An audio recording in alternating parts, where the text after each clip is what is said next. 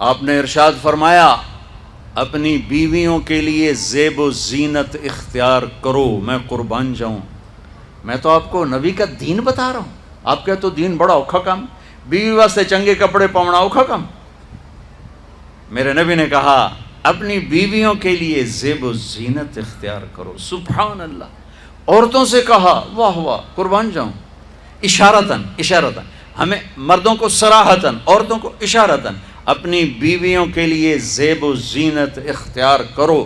بنو اسرائیل میں زنا اس لیے پھیلا کہ مردوں نے بیویوں کے لیے زیب و زینت چھوڑ دی تو وہ غیر مردوں کی طرف مائل ہو گئیں۔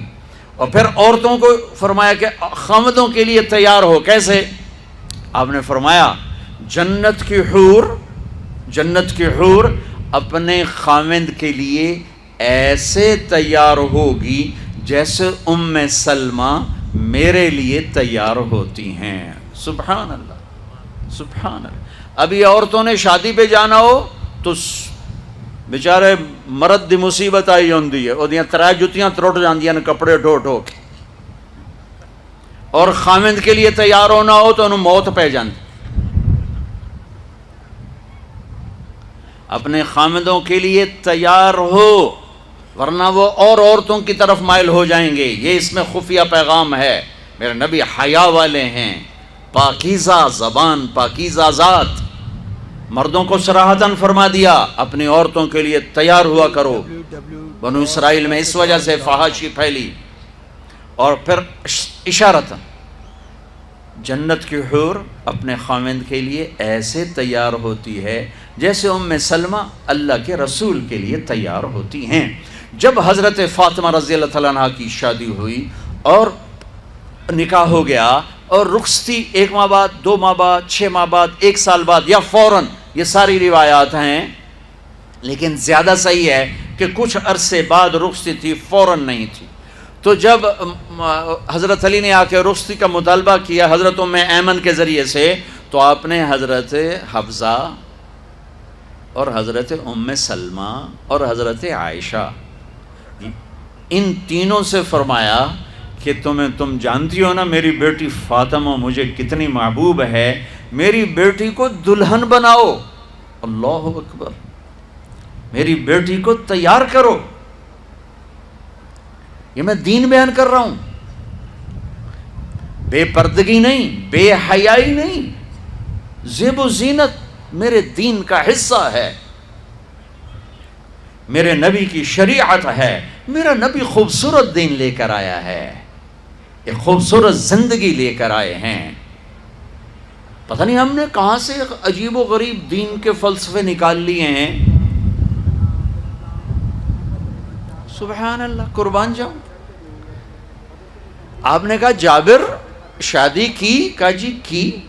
کہا کماری سے کہ بیوہ سے؟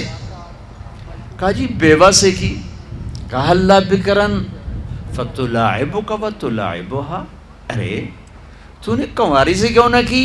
وہ تجھ سے کھیلتی تو اس سے کھیلتا۔ میں میرے نبی کا دین بیان کر رہا ہوں۔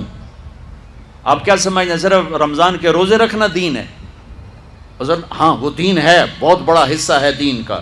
عبادت میرے دین کی بیس ہے، بیس ہل گئی تو ساری عمارت گر جائے گی۔ نماز نکل گئی، روزہ نکل گیا، زکوٰۃ نکل گئی، حج نکل گیا، پیچھے کیا رہ گیا؟ ساری عمارت ٹوٹ گئی۔ لیکن یہ بیس کو عمارت نہیں کہتے، ہاں بیس پر عمارت کھڑی ہوتی ہے۔ میں عمارت کے کچھ خد و خال بتا رہا ہوں، کچھ نقش و نگار بتا رہا ہوں کہ میرا نبی دین کی عمارت ہمیں کیسے دے کر گئے۔ کبھی آپ نے میلا کپڑا نہیں پہنا، پرانا کپڑا پہنا، پیوند لگا کپڑا پہنا، میلا کپڑا زندگی بھر نہیں پہنا، زندگی بھر۔ اور آپ کے بدن مبارک سے، آپ کے پسینے سے ایسے خوشبو آتی جیسے مشک سے خوشبو آتی، دنیا کے سب سے مہنگی خوشبو۔ آپ حضرت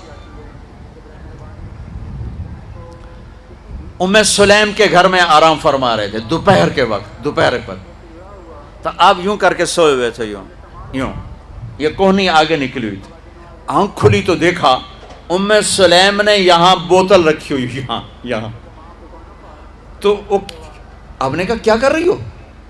تو کیا تھا، چونکہ گرمی، پنکھے تو ہے نہیں، پسینہ یہاں سے نیچے گر رہا تھا، ام سلیم نے نیچے بوتل رکھی ہوئی تھی اور وہ سارا پسینہ اس کے اندر جمع کر رہی تھی. کہا ام سلیم کیا کر رہی ہو؟ کہا یا رسول اللہ یہ آپ کا پسینہ اکٹھا کر رہی ہوں، یہ مشک سے زیادہ خوشبودار ہوتا ہے. میرے نبی نے کبھی گندے کپڑے نہیں پہنے، کبھی میلے کپڑے نہیں پہنے، پرانا پہنا ہے، پیوند لگا پہنا ہے، میلا نہیں پہنا. میرا دین یہ نہیں کہتا کہ ایسی شکل میں آ جاؤ کہ لوگ بھاگنے لگ جائیں. سب سے زیادہ عزت اہمیت دو. شادی کے بعد ماں باپ کا حق پیچھے، بہن بھائیوں کا حق پیچھے، حتیٰ کہ اولاد کا حق بھی پیچھے ہے اور خاوند کا حق پہلے ہے. بہت سی عورتیں اپنی نادانی کی وجہ سے ماں باپ کے پیچھے لگ کر اپنے خاوند کو چھوڑ دیتی ہیں، خاوند کو ذلیل کر دیتی ہیں. اپنے بچے کے پیچھے لگ کے اپنے بچوں کی وجہ سے اپنے خاوند کو بے عزت کرتی ہیں. بہت سے باپ اپنے بچوں کی وجہ سے بیوی کو بے عزت کرتے ہیں، یا اپنے ماں باپ کی وجہ سے بیوی کو بے عزت کرتے ہیں. یہ سب بے اعتدالیاں میرے معاشرے میں ہیں. اللہ کا واسطہ دیتا ہوں، ایک دوسرے کو عزت دو، رشتوں کو عزت دو. ہر ایک کا اپنا مقام ہے، ہر ایک کو اپنے مقام پر رکھو. ماں باپ کی وجہ سے بیوی کو بے عزت نہ کرو، بیوی کی وجہ سے ماں باپ کو بے عزت نہ کرو، بیوی اپنے ماں باپ کی وجہ سے خاوند کو بے عزت نہ کرے. یہ وہ رشتہ ہے جس میں اولاد بھی نہیں داخل ہو سکتی. اولاد کو بھی پیچھے کیا گیا ہے خاوند اور بیوی کے رشتے میں. اور یہ وہ رشتہ ہے جس سے میرے اللہ نے اپنی نشانیوں میں سے ایک نشانی بتایا ہے. ایک نشانی، من آیاتہ ان خلقکم من تراب. میں ٹپس پڑھتا ہوں آیات کے، ساری آیت نے. میری بہت بڑی نشانی تو میں مٹی سے بنایا. واقعی نشانی ہے نا بھائی؟ ارے بولو. من آیاتہ خلق السماوات والارض. میں نے ایک آیت چھوڑ دی، بعد میں پڑھوں گا. میری بہت بڑی نشانی زمین آسمان کا بننا. واقعی بہت بڑی نشانی. من آیاتہ منامکم باللیل والنہار. میری بہت بڑی نشانی تمہارا سو جانا اٹھنا. واقعی بہت بڑی نشانی. من آیاتہ یریکم البرق خوفا وطمعا. میری بہت بڑی نشانی بادل، بجلی، گرج، بارش. واقعی. من آیاتہ ان تقوم السماء والارض بامرہ. میری بہت بڑی نشانی زمین آسمان کھڑے ہوئے ہیں.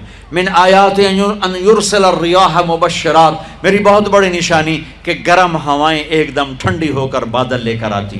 اب میں وہ آیت پڑھتا ہوں جو میں نے چھوڑ دی تھی، اور جو شاید آپ نے اس اینگل سے کبھی سوچا نہ ہو کہ اللہ کس چیز کو اپنی نشانی کہہ رہا ہے اور کتنی بڑی بڑی نشانیوں میں اس کو لا رہا ہے. میری بہت بڑی نشانی مٹی سے بنایا، میری بہت بڑی نشانی زمین آسمان بنایا، میری بہت بڑی نشانی جاگنے سونے کا سلسلہ بنایا، میری بہت بڑی نشانی بارش، بجلی، گرج، چمک، میری بہت بڑی نشانی زمین آسمان کا تھمے رہنا، میری بہت بڑی نشانی ہواؤں کا بادل لانا. اب سنو، من آیاتہ ان خلق لکم من انفسکم ازواجا لتسکنوا الیہا وجعل بینکم مودۃ ورحمہ ان فی ذلک لآیات لقوم یتفکرون.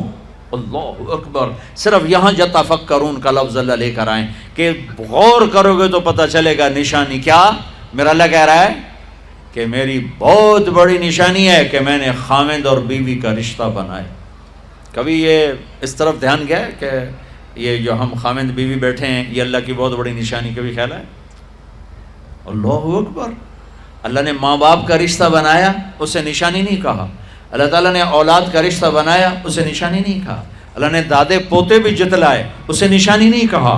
اللہ نے پھوپھی خالہ بھی بتائیں، دادیاں نانیاں بھی بتائیں، اسے اللہ تعالیٰ نے نشانی نہیں فرمایا. نشانی کسے فرمایا؟ خاوند اور بیوی، یہ میں نے رشتہ بنایا، یہ میری کتنی بڑی نشانی ہے. اس ایک رشتے کو باقی رکھنے کے لیے سینکڑوں آیات ہیں، سینکڑوں آیات. اور طلاق سے نفرت کا اظہار. میرے نبی نے کہا علی طلاق سے بچنا. جب طلاق دی جاتی اللہ کا عرش کانپ اٹھتا ہے. ناجائز طلاق، بے جا، ضرورت کی وجہ سے طلاق لی بھی جا سکتی ہے، دی بھی جا سکتی. یہ میں ایک اضافہ کروں گا. بہت سی بچیاں نہیں گزارا ہو رہا، خاوند بدتمیز ہے یا سسرال ظالم ہیں، وہ کہتی ماں سے میرا گزارا نہیں ہو رہا، میری جان چھڑا دو. نہیں بیٹی، گزارا کرنا ہوگا، صبر کرنا ہوگا، گزارا کرنا ہوگا، یہیں رہنا ہوگا. یہ ماں باپ کا ظلم ہے، یہ ماں باپ کا اپنی اولاد پر ظلم ہے. ہمارا تو زمیندارہ ماحول ہے پنجاب کا. میں نے اپنے ہی خاندان کی بتاتا ہوں، بچیوں پہ ظلم ہوتے دیکھے، پھر ان کی فریادیں بھی سنی، پھر ان کے ماں باپ کا ظلم دیکھا. اتھا ہی رہنا ہے، اتھا ہی گزارا کرنا ہے، بس اساں ایک واری تیرا کر دیتا ہے، ہن اساں کوئی نہیں کرنا، پچھا مڑ کے نہ پیاں میں، جویں کرنا ہی کر، ساڈا کوئی ذمہ نہیں. ماں باپ کہتے ہیں، ماں باپ کہتے ہیں. اور وہ ماہی بے آب، مچھلی پانی کے بغیر تڑپتی ہے، اس طرح اس کا دن اور رات ہے. زندہ کی کھال کھچ رہی ہے، اس طرح اس کا دن اور رات ہے. اور ماں باپ کا جبر، گزارا کرنا ہے، گزارا کرنا. تین بعد کون تیرا رشتہ کتوں آئے گا، تیری شادی کتوں کریں گے. ابھی تو اس کو ذبح ہونے سے بچا لو. کل تو اللہ نے ہمیں اس کا مکلف ہی نہیں کیا کہ کل کیا ہوگا، کل کو آنے تو دو. پتہ نہیں کل کا دن ہے بھی نہیں کہ ہمارے مقدر میں یا نہیں. ہم کل کے لیے اپنی بچیوں کو ذبح کر دیتے. میں نے ان کو تڑپتے دیکھا. میں صرف اپنی فیملی کی بات اوروں کی فیملیوں کی بات جہاں جہاں تعلقات. کہیں رشتہ قریب کا ہے، لڑکی بدتمیز ہے، بچہ شریف ہے، وہ کہتا ہے ابا جی میں طلاق دینا چاہتا ہوں، میرا اس سے گزارا نہیں ہے، زبان شدید ہے. آئے میرے بھائیو، گھروں کی آبادی اللہ کی قسم، مالدار ہو یا غریب ہو، صرف اچھے اخلاق سے ہوتی ہے. اور گھروں کی بربادی مالدار ہو یا غریب ہو، برے اخلاق سے ہوتی ہے، برے اخلاق سے ہوتی ہے. دو واقعے اوپر نیچے ہوئے.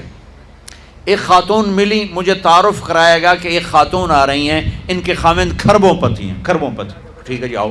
اس خاتون نے آتے ہی رونا شروع کر دیا. مولانا لوگ مجھے خوش قسمت سمجھتے ہیں کہ میں بہت بڑے مالدار کی بیگم ہوں، میرا دل زخمی ہے، میرے خاوند کا سلوک اچھا نہیں، میں دولت کو آگ لگاؤں، یہ ہیرے کے سیٹ کو میں کیا کروں جب اس کا سلوک ہی میرے ساتھ اچھا نہیں. چند دن کے بعد ایک نوجوان ملا. مولانا میں اپنی زندگی سے تنگ ہوں، میری بیوی انتہائی بدتمیز ہے، انتہائی زبان دراز ہے، میں اپنی زندگی سے تنگ آ چکا ہوں، 3 بچے ہو چکے ہیں، طلاق دے نہیں سکتا، میں کیا کروں.